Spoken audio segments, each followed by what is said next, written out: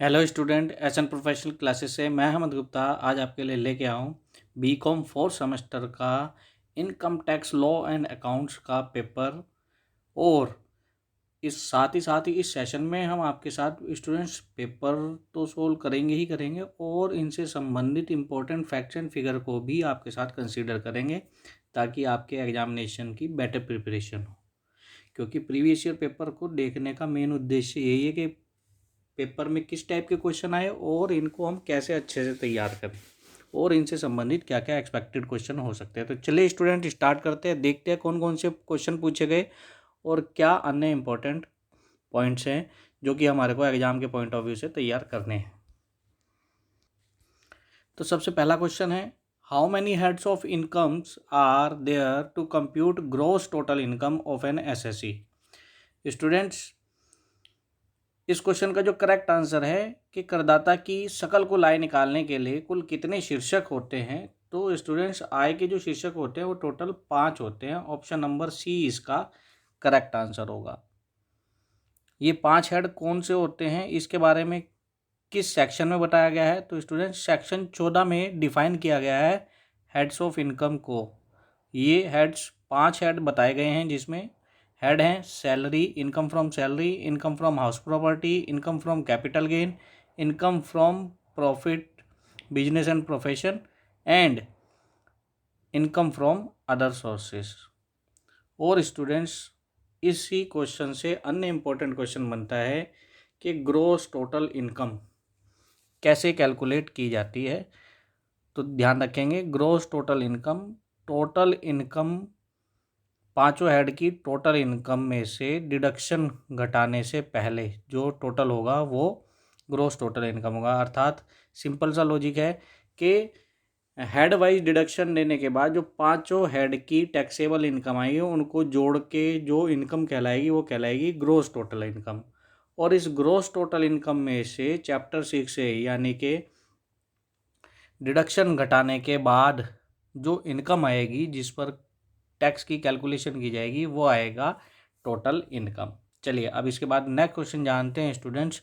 Next question क्या है, तो नेक्स्ट क्वेश्चन आपसे पूछ रहा है, previous year always ends on, गत वर्ष सदैव समाप्त होता है। तो यह सदैव 31 मार्च को समाप्त होता है, ये ध्यान रखेंगे बेटा। और साथ ही साथ एक इम्पोर्टेंट फैक्ट है, पीवाई यानी कि प्रीवियस ईयर का सेक्शन कौन सा है, तो प्रीवियस ईयर के बारे में बताया गया है सेक्शन 3 में। किस में? सेक्शन 3 में इसके बारे में बताया गया है। इसके अलावा अन्य इम्पोर्टेंट फैक्ट्स क्या है, प्रीवियस ईयर को अन्य किस नाम से जाना जाता है, तो प्रीवियस ईयर को स्टूडेंट्स फाइनेंशियल ईयर या अकाउंटिंग ईयर के नाम से भी जाना जाता है। चलिए अब प्रीवियस ईयर की बात करिए तो हाथ इसी से संबंधित है हमारा assessment year. Students assessment year किसके बारे में बात करता है, असेसमेंट ईयर के बारे में बात करता है सेक्शन 2 सब सेक्शन 9। कई बार आपसे टर्म और उनके सेक्शन के बारे में बात करता है तो आपको इनके सेक्शन भी ध्यान होने चाहिए। प्रीवियस ईयर किस सेक्शन में बताया गया है, सेक्शन 3 में, और assessment year section 2 sub section 9 में। एक अन्य इम्पोर्टेंट फैक्ट क्या है स्टूडेंट, ये ध्यान रखेंगे, प्रीवियस ईयर यह 12 महीने से कम अवधि का हो सकता है जबकि असेसमेंट ईयर ये 12 अवधि का होगा। चलिए अब नेक्स्ट क्वेश्चन जानते हैं। नेक्स्ट क्वेश्चन क्या पूछा गया है, नेक्स्ट क्वेश्चन पूछा गया आपसे, income from the rent of agriculture land is, कृषि भूमि से प्राप्त आय किराए की प्राप्त आय है। कौन सी आय है, कृषि आय, आकस्मिक आय, व्यावसायिक आय या पेशे से आय। तो स्टूडेंट इस क्वेश्चन का जो करेक्ट आंसर है वो है कृषि आय। और कृषि आय किस धारा में बताई गई है, कृषि आय जो डिफाइन करता है वो करता है सेक्शन 2 सब सेक्शन 1A। चलिए अब इसके बाद नेक्स्ट क्वेश्चन जानते हैं स्टूडेंट्स। नेक्स्ट प्रश्न है, on the basis of residence the एसएससीज are divided into how many categories. निवास स्थान के आधार पर करदाताओं को कितनी श्रेणियों में विभाजित किया गया है, तो स्टूडेंट्स ये मुख्य रूप से 3 श्रेणियों में डिवाइड किया गया है। ऑप्शन नंबर बी इसका करेक्ट आंसर होगा। और ये 3 श्रेणियां कौन कौन सी हैं तो ये ध्यान रखेंगे, इसको शॉर्ट में हम लिख देंगे, रेसिडेंट एंड ऑर्डिनरीली रेसिडेंट, फिर दूसरा आ जाएगा resident but not ordinary resident, और थर्ड कैटेगरी आ जाएगी नॉन रेसिडेंट की, NR। चलिए अब इसके बाद नेक्स्ट क्वेश्चन जानते हैं स्टूडेंट्स। नेक्स्ट प्रश्न है, tax free income from the following is, निम्नलिखित में से करमुक्त आय है, कौन सी करमुक्त आय है? ऑप्शन दिया गया है कृषि आय, विदेश भत्ते, भारतीय कंपनी का लाभांश या उपरोक्त सभी।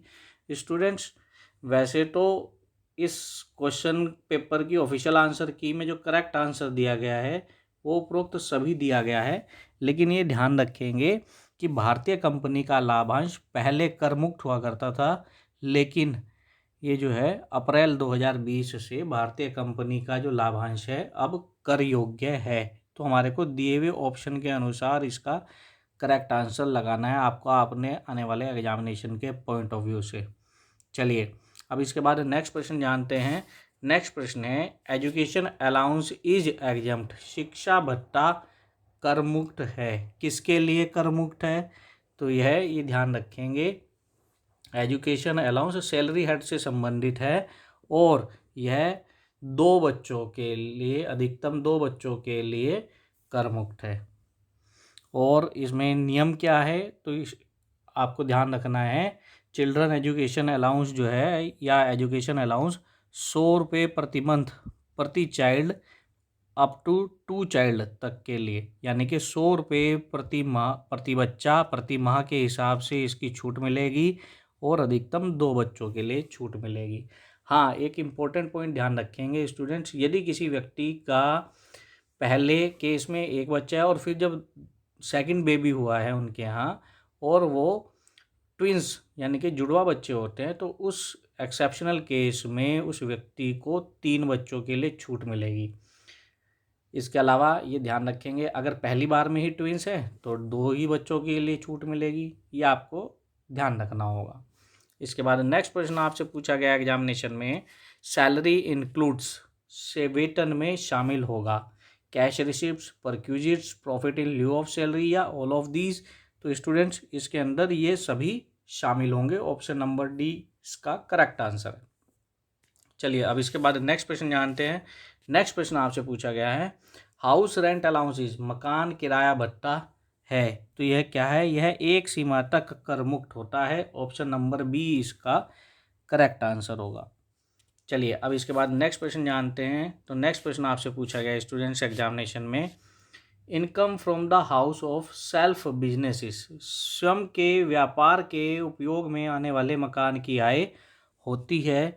तो इस केस में income from house property case में ऐसे मकान की जो आय होगी वो शून्य होगी, नील होगी, उसको उसमें कंसीडर नहीं किया जाएगा जो स्वयं के व्यापार के उपयोग में आ रही है। चलिए अब इसके बाद नेक्स्ट क्वेश्चन जानेंगे। तो नेक्स्ट प्रश्न है बेटा, the annual value of the vacant house property referred to in section 23 subsection 2 clause B shall be.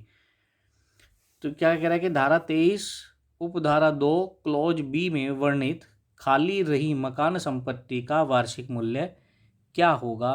तो यह शून्य होता है, ऑप्शन नंबर डी इसका करेक्ट आंसर होगा। चलिए अब इसके बाद नेक्स्ट क्वेश्चन जानते हैं। तो नेक्स्ट क्वेश्चन है, विकलांग अवयस्क बच्चे की आय किसकी आय में शामिल की जाएगी? तो यह इसका जो करेक्ट आंसर है वो है इनमें से कोई नहीं। अब इसके बाद नेक्स्ट प्रश्न है बेटा, आय के मिलान यानी कि क्लबिंग से संबंधित धाराएं हैं, आपको सेक्शन बताने हैं। तो इसका जो क्वेश्चन का करेक्ट आंसर है वो है 60 से 64, सेक्शन 60 से 64, ऑप्शन नंबर बी इसका करेक्ट आंसर होगा।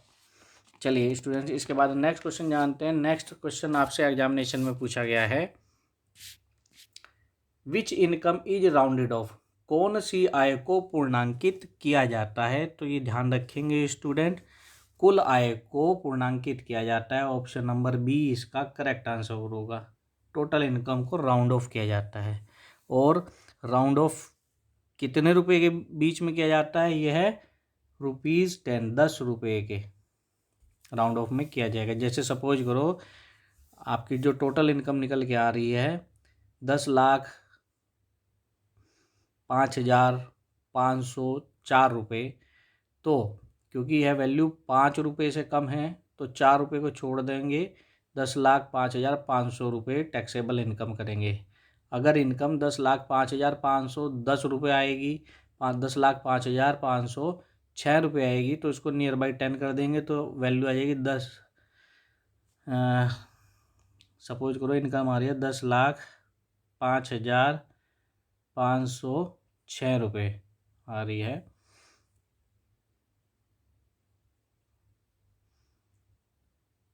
₹10,05,506 आ रही है, तो इसको जो हम कंसीडर करेंगे राउंड ऑफ करने के बाद 10,05,510 रुपये इसको कंसीडर करेंगे जब ये राउंड ऑफ कर दी जाएगी। चलिए अब इसके बाद नेक्स्ट प्रश्न है, the rate of health and education सेसेस, स्वास्थ्य एवं शिक्षा उपकर की दर होगी, तो यह वर्तमान एक्ट के अनुसार कितनी है, 4% है। चलिए अब इसके बाद नेक्स्ट क्वेश्चन जानते हैं स्टूडेंट। नेक्स्ट प्रश्न है, लॉटरी से जीत की पर आयकर की दर कितनी है, तो यह जो टैक्स रेट है वो फ्लैट 30% है, ये ध्यान रखेंगे स्टूडेंट्स। और यह बात बताई गई है सेक्शन 115 BB के अंदर। साथ ही साथ इस पर अगर कोई सेस लगता है तो एप्लीकेबल होगा इस पर सेस भी। चलिए हमें ऑप्शन के अनुसार आंसर लगाना है, तो इसका जो करेक्ट आंसर आएगा वो 30% आएगा। अब इसके बाद नेक्स्ट प्रश्न जानते हैं स्टूडेंट्स। नेक्स्ट प्रश्न है, भारत में सर्वप्रथम आयकर कब लगाया गया, तो भारत में सर्वप्रथम आयकर सन 1960 में लगाया गया था। ऑप्शन नंबर ए इसका करेक्ट आंसर है। इसके अलावा आपसे क्वेश्चन ऐसे भी पूछ सकता है कि भारत में सर्वप्रथम आयकर 1860 में किसके द्वारा लगाया गया, तो आंसर याद रखेंगे सर जेम्स विल्सन के द्वारा लगाया गया था। क्यों लगाया गया था यह भी ध्यान रखने वाला इंपॉर्टेंट पॉइंट है। 1857 की जो लड़ाई हुई थी उसमें बहुत ज़्यादा जनधन की हानि हुई थी, तो उसकी रिकवरी के पॉइंट ऑफ व्यू से इन्होंने सजेशन दिया था और बाद में इसको इम्प्लीमेंट किया कि कर के माध्यम से हम इसकी कुछ रिकवरी कर सकते हैं। चलिए अब इसके बाद नेक्स्ट प्रश्न है, income from the sale of household furniture is, घरेलू फर्नीचर को बेचने पर आय, तो यह घरेलू फर्नीचर को बेचने पर जो आय होगी वो कर मुक्त होगी, एग्जम्प्टेड इनकम होगी। चलिए अब इसके बाद नेक्स्ट प्रश्न जानते हैं स्टूडेंट। नेक्स्ट प्रश्न आपसे पूछा गया है, capital gain is classified into how many types, पूंजीगत लाभ को कितने भागों में बांटा गया है, तो स्टूडेंट्स इसको 2 भागों में बांटा गया है। कौन कौन से भागों में बांटा गया, कौन कौन से 2 भागों में बांटा गया है, एक है शॉर्ट टर्म कैपिटल गेन और दूसरा है लॉन्ग टर्म कैपिटल गेन। ये आप ध्यान रखेंगे। यह किस आधार पर लगाया जाता है, यह संपत्ति को प्रयोग करने की समय अवधि के आधार पर लगाया जाता है। चलिए अब इसके बाद नेक्स्ट प्रश्न है आपका, lottery crossword puzzles are taxable at, lottery वर्ग पहेली आदि कर योग्य होंगे, किस आधार पर कर योग्य होंगे, कितने प्रतिशत इन पर टैक्स लगेगा, तो ये ध्यान रखेंगे। यह बात की गई है सेक्शन 115 BB में और 30% की सामान्य दर बात करते हैं। ऑप्शन नंबर बी इसका करेक्ट आंसर होगा। इसके बाद नेक्स्ट प्रश्न आपसे पूछ रहा है, long term capital loss can be set of from, दीर्घकालीन पूंजी हानि की पूर्ति की जा सकती है, किसके द्वारा की जा सकती है, तो स्टूडेंट्स यहाँ इंपॉर्टेंट क्वेश्चन है, इसका आंसर आ जाएगा दीर्घकालीन पूंजी हानि की संपत्ति केवल और केवल दीर्घकालीन पूंजी लाभ से ही की जा सकती है।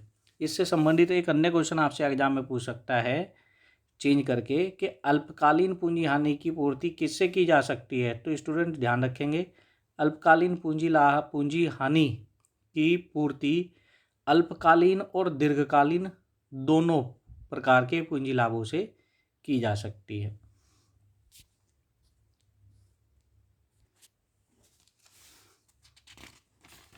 चलिए इसके बाद नेक्स्ट प्रश्न देखते हैं स्टूडेंट्स। नेक्स्ट प्रश्न क्या है, नेक्स्ट प्रश्न है,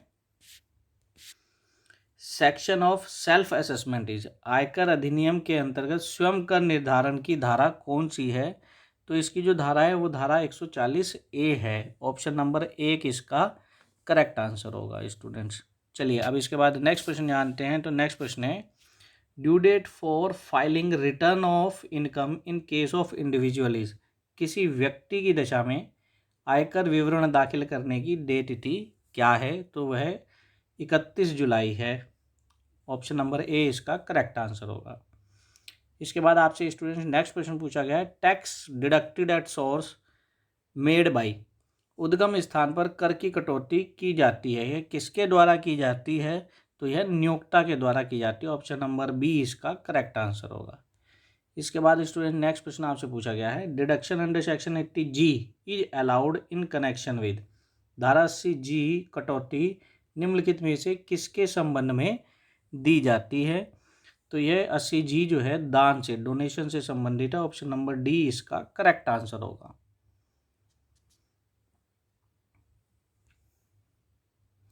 नेक्स्ट प्रश्न आपसे पूछा गया है students, mister A is completely blind, he will avail deduction under section 80U। Mister A पूर्ण रूप से अंधे हैं, उन्हें 80U में कटौती मिलेगी। तो कितनी कटौती मिलेगी? उन्हें 1,25,000 रुपये की कटौती मिलेगी। स्टूडेंट्स, पूर्णतः अंधे का मतलब है 100%, और यह सेक्शन 80U में खर्च की गई धनराशि, इन्वेस्टमेंट राशि से कोई मतलब नहीं है। यहाँ पे क्लियर कट बताया गया है, डिसेबल पर्सन के लिए 80U में उनको कटौती मिलेगी। और यहाँ पे दो इम्पोर्टेंट बात की गई हैं जो डिसेबिलिटी की परसेंटेज के बाद, कि नॉर्मल डिसेबिलिटी है या सीवियर डिसेबिलिटी है। सीवियर डिसेबिलिटी का मतलब होता है कि अपंगता का 80% या उससे अधिक यदि अपंगता है तो उसे 1,25,000 रुपये की छूट मिलेगी। और सिंपल सा नियम है बेटा, 80% या ज़्यादा डिसेबिलिटी है, इसे कौन सर्टिफाइड करेगा? इसे मेडिकल अथॉरिटी के द्वारा सर्टिफाइड किया जाएगा, उनके वो सर्टिफिकेट प्रोवाइड कराते हैं। और नॉर्मल डिसेबिलिटी का मतलब है कि किसी भी अपंगता का एटलीस्ट 40% वो व्यक्ति उससे ग्रसित हो, उस अपंगता से। तो नॉर्मल डिसेबिलिटी के केस में जो छूट दी गई है वो 75,000 रुपये की दी गई है, और सीवियर डिसेबिलिटी की जो छूट दी गई है वो 1,25,000 रुपये की दी गई है। यहाँ पर हमारे को शब्दों में ध्यान रखना है, इसमें स्पेशल नहीं कहा इन्होंने कि सीवियर डिसेबिलिटी है या 80% या ज़्यादा है, हमारे को शब्द का ध्यान रखना है। इसने कह दिया कि पूर्णतः अंधे हैं, तो ये एज्यूम कर लेंगे कि वो 100% डिसेबल्ड है, यानी कि सीवियर डिसेबिलिटी है, इसलिए जो उन्हें छूट मिलेगी वो 1,25,000 रुपये की मिलेगी। स्टूडेंट्स, ये थे हमारे इनकम टैक्स में पूछे गए पहले 25 क्वेश्चन के आंसर। ये सेशन आपको कैसा लगा कमेंट बॉक्स में कमेंट करके ज़रूर बताएं, और साथ ही साथ इस सेशन को अपने अन्य मित्रों के साथ ज़रूर शेयर करें ताकि वो भी इसका बेनिफिट ले सकें। इसी प्रकार के अपडेट के साथ मिलते हैं अपने नेक्स्ट सेशन में। तब तक के लिए bye bye student, and best of luck for your examination.